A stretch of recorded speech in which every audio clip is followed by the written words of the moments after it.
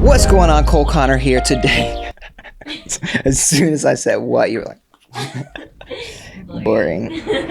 What's going on? Cole Connor here. Today is part one of a two-part series of how I shot and edited this video of an $8 million home in the Hollywood Hills. Let's get into it.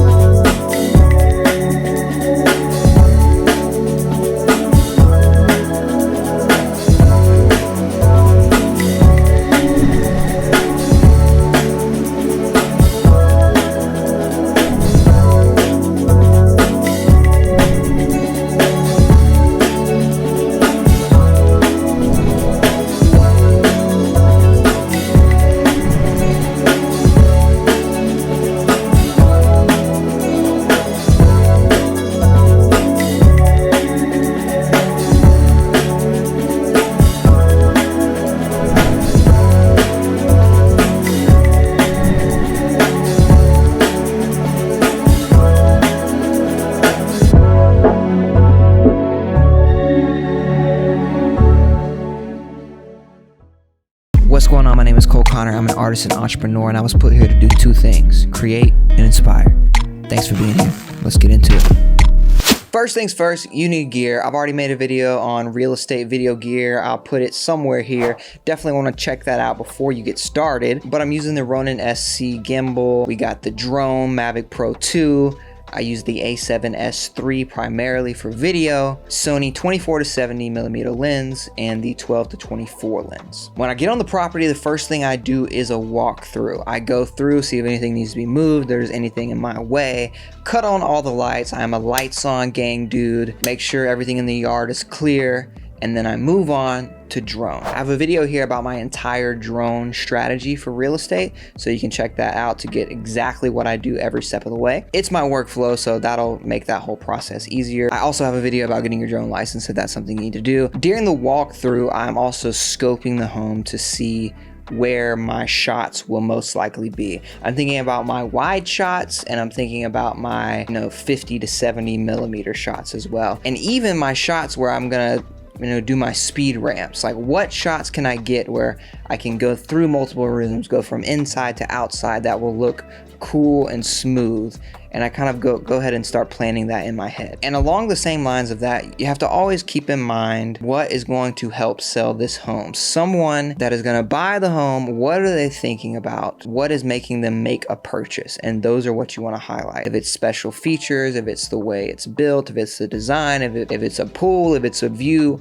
keep that in mind when you're doing drone and ground video. After the drone, I'm putting on the 12 to 24 millimeter lens, and I'm pretty much getting every room at the 12 millimeter mark.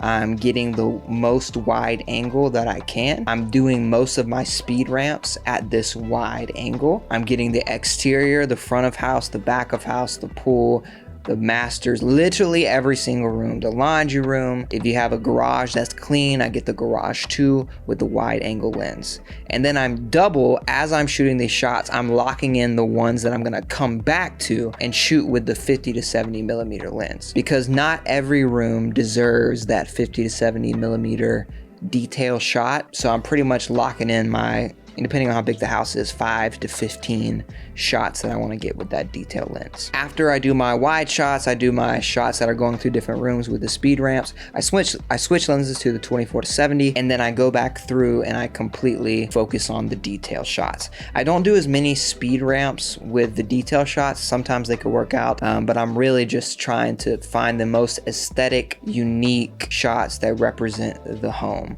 And I think these type of shots are the ones that you have the best chances of standing out. It's the details that people want, and it's the details that make the video stand out. So don't skip on this part. If you don't have one of those lenses, just get a cheap 50 one and take the extra 15 minutes to get those detail shots. It makes the world of difference. Last thing to keep in mind when shooting real estate video is the ninja walk. You want to make sure these speed ramps, really all these shots, are as stable as possible. That's why it's on the gimbal, but you could still be walking and it's just moving up and down smoothly. But what you want is to really focus, and you'll see me in some of these videos doing this ninja walk. And I'm not even saying I'm perfect at it. Some people are way better and some people can take more time with it. But it's just really important that you keep it smooth and steady. So practice a ninja walk, especially if you got a really expensive, nice home coming up. Just practice around your house, especially for those speed ramps. It makes a big difference. And one other thing I want to say about these shots, and this is especially detail shots, I love the reveal. That is like, it could be coming from behind a plant or coming from behind a piece of furniture or a wall or a door. This reveal, not only is the focus kind of racking towards the detail shot, but it just looks so cinematic and it adds extra layer of pizzazz to a video. So keep that in mind too. That's it for part 1 of this series. Second part, we're going to jump into the computer. That's coming at you soon. If you are a beginner at real estate photography, videography, you definitely want to check out my course on Skillshare, which you can get for free with their free trial. You can check that out in the description. My name is Cole. Like, comment, subscribe, all that jazz. I'll catch you next time. Peace. Every day I wake up with a vision, cooking in the kitchen, ain't no fucking in the mission, like yo. Shaking up your city with my bitchin', sold in the building, and the motherfucker fizzing like whoa. Cold won't stop till they get that gold.